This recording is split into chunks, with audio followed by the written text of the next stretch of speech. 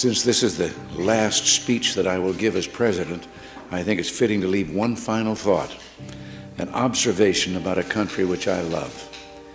It was stated best in a letter I received not long ago. A man wrote me and said, "You can go to live in France, but you cannot become a Frenchman. You can go to live in Germany or Turkey or Japan, but you cannot become a German, a Turk, or Japanese. But anyone from any corner of the earth can come to live in America and become an American." Yes, the torch of Lady Liberty symbolizes our freedom and represents our heritage, the compact with our parents, our grandparents, and our ancestors. It is that lady who gives us our great and special place in the world. For it's the great life force of each generation of new Americans that guarantees that America's triumph shall continue unsurpassed into the next century and beyond. Other countries may seek to compete with us, but in one vital area, as a beacon of freedom and opportunity that draws the people of the world, no country on earth comes close. This, I believe, is one of the most important sources of America's greatness. We lead the world because, unique among nations, we draw our people, our strength, from every country and every corner of the world. And by doing so, we continuously renew and enrich our nation.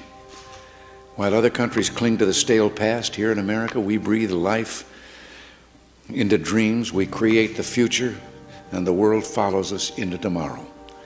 Thanks to each wave of new arrivals to this land of opportunity, we're a nation forever young, forever bursting with energy and new ideas, and always on the cutting edge, always leading the world to the next frontier. This quality is vital to our future as a nation.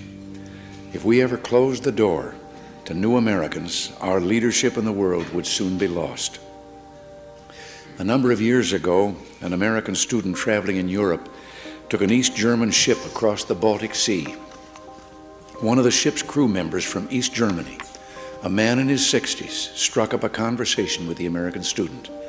After a while, the student asked the man how he had learned such good English, and the man explained that he had once lived in America.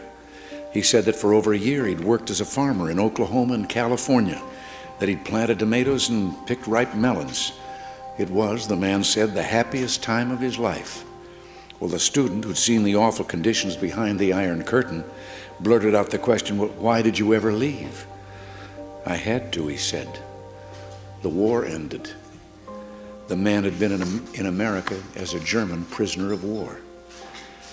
Now, I don't tell this story to make the case for former POWs. Instead, I tell this story just to remind you of the magical, intoxicating power of America. We may sometimes forget it, but others do not. Even a man from a country at war with the United States, while held here as a prisoner, could fall in love with us. Those who become American citizens love this country even more. And that's why the Statue of Liberty lifts her lamp to welcome them to the Golden Door. It is bold men and women yearning for freedom and opportunity who leave their homelands and come to a new country to start their lives over. They believe in the American dream, and over they make it come true for themselves, for their children, and for others. They give more than they receive, they labor and succeed, and often they are entrepreneurs.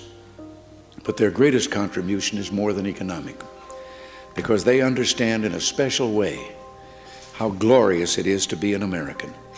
They renew our pride and gratitude in the United States of America, the greatest, freest nation in the world, the last best hope of man on earth.